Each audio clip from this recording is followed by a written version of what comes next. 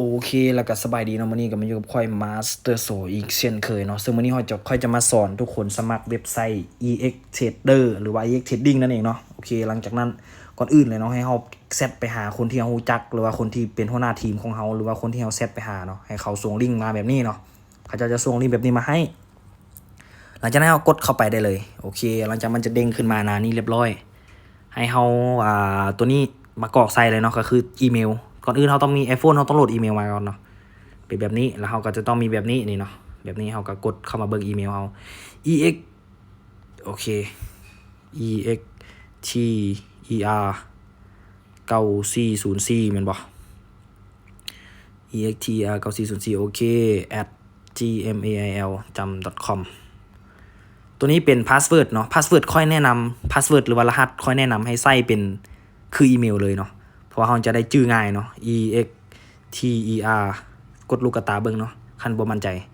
9404ตัวนี้เป็นซื้อลิ้นเนาะซื้อลิ้นในเว็บไซต์เนาะว่าง่ายคือซื้อลิ้นในพอร์ตตัวนี้เราจะใส่หยังก็ได้เนาะแต่ว่าขอให้มันง่ายบ่ยากเกินไปเนาะใส่เป็น mt 22ซะเอาเนาะ mt โอ้ยสั้นเกินไป22โอเคหลังจากนั้นให้เรากดสมัครไปเลยเนาะให้ดีแท้ให้เราแคปไปก่อนเนาะโอเคแคปจอไปก่อนหลังจากนั้นกดสมัครไปเลยกดตัวสุดท้ายเนาะมันจะหมุนติ้วแล้วมันจะขึ้นมาแบบนี้ให้เราออกแล้วก็เข้าไปที่อีเมลระยะมันบ่ขึ้นแม่นว่าเรากดรูดลงมาหน่อยนึงปึ๊ดขึ้นมาเลยมันจะเด้งข้อความมาในนี้เนาะกดเข้าไปนี่นะมันจะเห็นอยู่รูปนี้ว่าคอนเฟิร์มโอเคกดเข้าไปคอนเฟิร์ม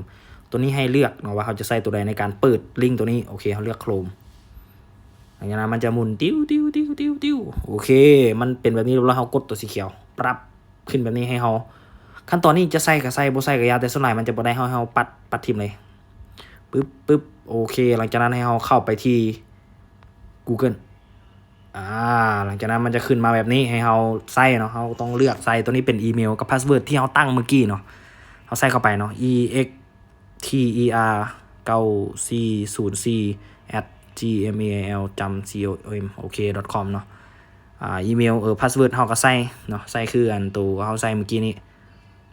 er 9404โอเคกดเข้าสู่ระบบได้เลยปึ้งโอเคหลังจากนั้นเราไปที่เนาะตัวนี้มันยังเป็นภาษาเวียดอยู่นะเดี๋ยวเขาเซฟไว้ก่อนโอเคตัวนี้มันยังเป็นภาษาเวียดอยู่ให้เรากดมาที่การตั้งค่าอยู่ลุ่มสุดแล้วก็เลือกไปที่ภาษามันมีหลายภาษาเนาะภาษาลาวปั๊บขึ้นมาเลยเนาะตัวนี้ก็เขาก็เทรดได้เลยเนาะตัวนี้จะเป็นทั้งบัญชีจริงบัญชีดีโมยังเทรดได้เบิดเนาะเต็มที่เลยเนาะทุกคนโอเคแล้วเจอกันคลิปหน้าว่าจะสอนอย่างติดตามตอนต่อไป